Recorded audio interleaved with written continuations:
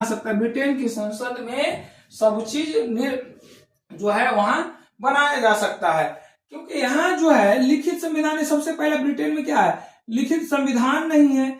यहाँ के संविधान में जनहित की बात नहीं किया गया है, जनहित की बात नहीं किया है। यहाँ फंडामेंटल राइट्स की बात नहीं किया गया है, फंडामेंटल राइट्स की बात नहीं किया गया है, फंडामेंटल राइट्स की बात नहीं किया। जब फंडामेंटल राइट्स की बात अगर नहीं किया जाएगा तो वहां क्या होगा कि लोगों को हित या जनहित, लोगों का हित को का ध्यान जो नहीं रखा जाएगा, लोगों के हितों का ध्यान नहीं रखा जाएगा, हितों का ध्यान नहीं रखा जाएगा।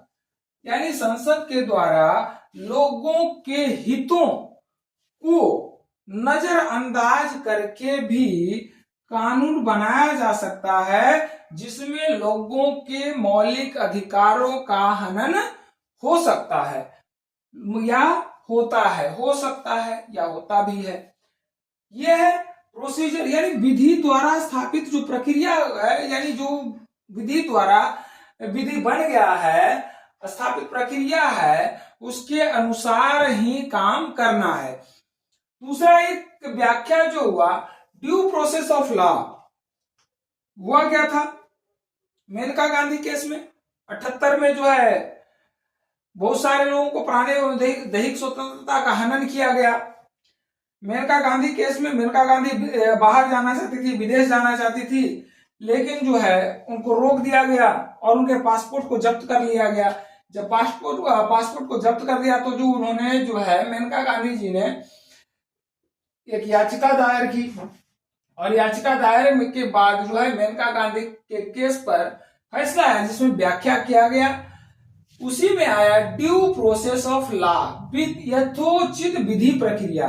यथोचित विधि प्रक्रिया यह जो मूलतः इसका जो वर्णन है अमेरिकी संविधान में है, अमेरिकी संविधान में है, अमेरिकी संविधान में है।